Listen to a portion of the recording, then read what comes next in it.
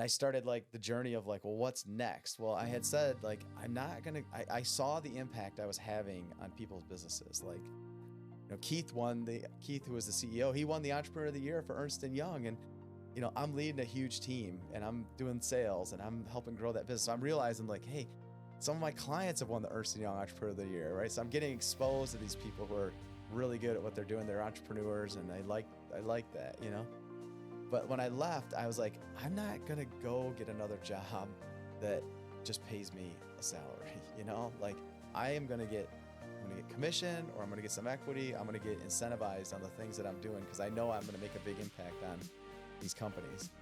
And so like in my, reaching out process, I did go talk to a couple of like corporations.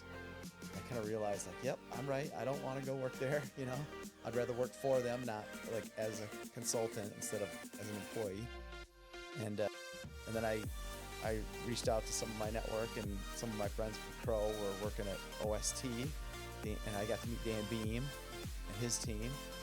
And Dan is an extraordinary entrepreneur, and he and I became like I got in there because like my friends were like, you got to hire Brian. Like he's the one to build the software practice here. And so they wanted to build a new practice. They wanted to build up the software practice because they wanted to diversify their business. And I could get a percentage of the revenue that I was selling. And it came with a lot of preconditions and stuff, but it was a way to actually like build something inside of another company. So I got to play the entrepreneur role. And I got to work also inside of large companies because they were doing business with Amway and other big companies, healthcare companies and stuff. And so like I just got exposed to a lot more, and they had a sales team that was even bigger and more polished, and had a lot of clients that they were selling like large data centers equipment to. So I just saw a ton like going through that experience. And then I was building up the software development team. So I won some early projects. I was working with the sales team, educating them on how to sell this stuff and where to look for the opportunities. And we started growing pretty rapidly. And then, we got a little wind in our sails. We had some luck. There was like the Affordable Care Act was passed, and it created opportunities to do work in these large health insurance companies. They needed work to be compliant with regulations. And that was just a great experience. Like I was an entrepreneur. The first 5-6 years of that, I was on fire, and we grew that business from like me to like when I left after 7.5-8 years, I think it was like 65 people. And they had done an acquisition. They brought in a design agency that I had introduced them to, and had brought into some projects. And like,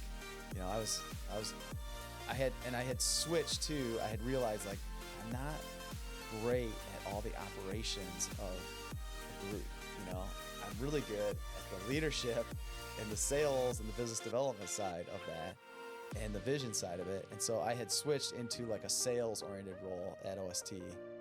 And I just got a lot of experience in terms of like, what does it take to actually go like build relationships, work with a sales team, work on my own accounts. What does it take to manage account?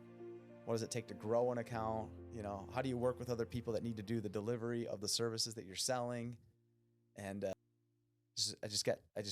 got tons of lessons and repetitive opportunities to do that. Turns out there's just a lot to learn in business, and you got thrown into a lot of different areas throughout your journey and throughout your life. And it's exciting to hear how you stepped up, especially at OST, being entrepreneur and being having the chance to grow a team from, a couple people up to 65 or so, and see that growth. I'm curious, throughout that phase, like what were some of your big motivations, just kind of personally? I mean, you think about it, you obviously achieved great results, right? You mentioned, hey, I was on fire. Like it seemed like you were enjoying what you were doing. You were passionate about it, things like that.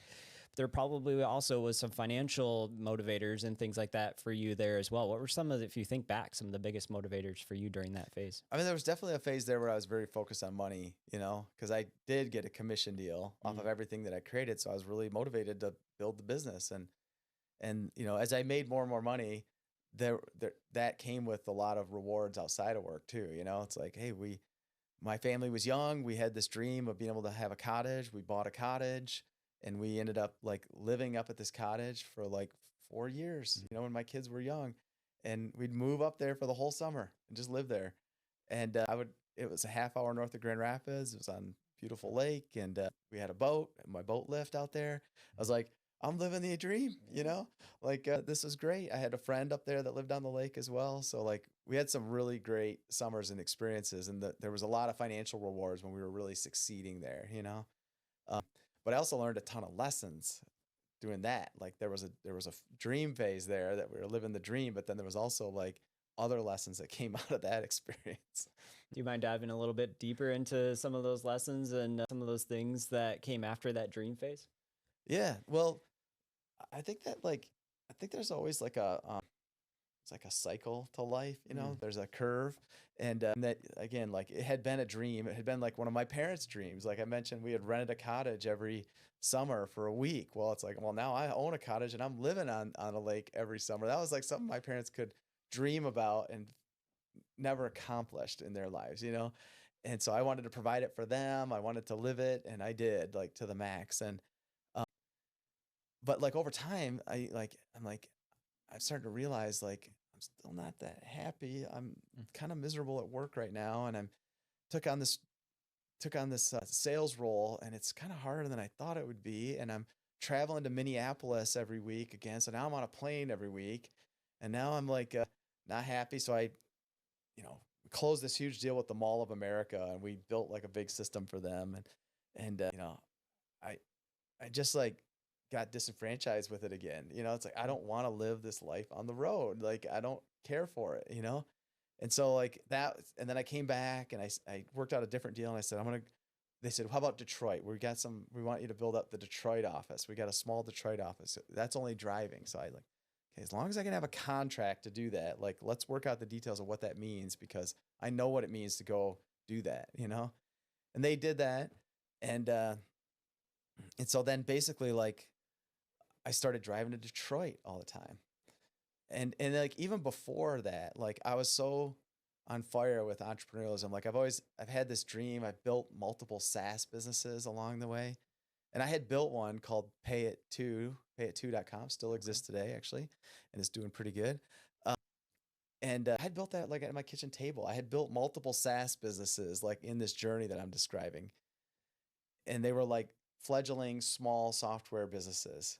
Um, but this Pay It To one got enough traction that I got a call from PayPal one day, and they said, "We like where you're going with this platform. Come out to our conference in San Francisco. We'll give you a booth area so you can like be with all the other startups, and then compete in our startup contest. And we have like we're gonna try to create awards for people that are doing interesting things."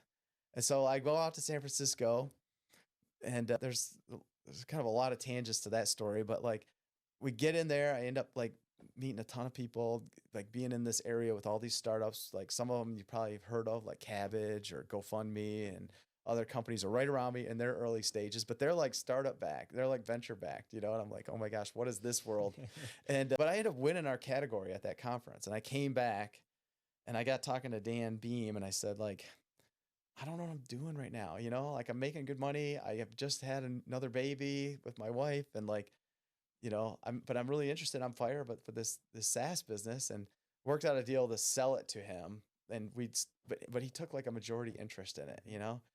And so like I was also working on that Pay It To system at OST while I was working on growing that business. So I had like two different ventures that I was leading, and eventually I got really focused on that Pay It To thing, and then I had to switch back. And so I was like constantly switching back and forth between these two ventures.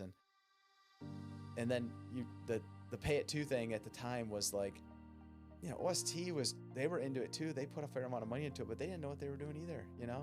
So we were like learning, and we were hitting these like plateaus, and we didn't know how to get past them in terms of growing that business.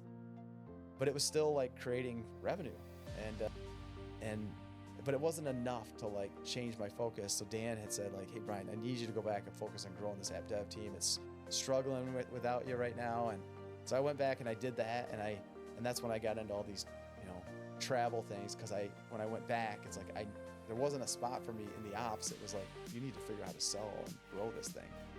So like that was like this parallel journey I was going on during OST, and I was living at this cottage with my family. So like all that, you get to a point where it's like you're overwhelmed. You're starting to feel like, what am I doing here? What am I doing with my life? And then my wife was like, you need to start reading books, Brian, So she turned me on to a couple of books that she had saw advertised on a Kindle or something, And I was driving to Detroit, so I'm like, I'm done listening to the radio, and I just got Audible. And I listened to about 100 books during that year. And I focused on entrepreneurialism, self-improvement, finance, real estate investing, investing in general. And I just absorbed as much as I possibly could on those drives. And that really changed my life. And there, there's lots of books. I mean, I think like Rich Dad Poor Dad made it really clear to me that I owned a liability on that lake, and it wasn't an asset; it was a liability. And if I wanted to change my life, I needed to have cash flowing assets, and go through that journey with my wife around like, hey, we need to sell this thing. Like, what do you mean we need to sell this? It was our dream. We wanted to have this. We wanted to hand it off to our kids when we retire and stuff, or when we die. And this has been it, and it's like, well, we're not happy doing that, and like, look at the stress it puts us through and the stuff we have to do just to make money. So we decided to sell that cottage because of all those books. And then she was starting to read the books. She was starting to do lots of listening to podcasts and stuff and getting educated. And we've really been on fire for that ever since those days, I love that. Thanks for walking through that story. I can just imagine you're having that conversation with your wife. She's like, shoot, why did I tell him to buy books? What other books did he buy? And you're going through and you're like, oh, shoot, what else is going to more colorful language than that. Yeah. What else is going to happen around here? And kind of the joke is that some managers are asked by their team, hey, what book are you reading right now? So they understand what's coming, because there is so much value in those opportunities and diving into what other people have experienced and consolidating 20, 25, 30 years down into this book that you can listen to now on Audible. And it's exciting to hear you say that was a aha or turning point in your journey and in your life with Rich Dad Poor Dad and some of the different books that you had the chance to dive into there.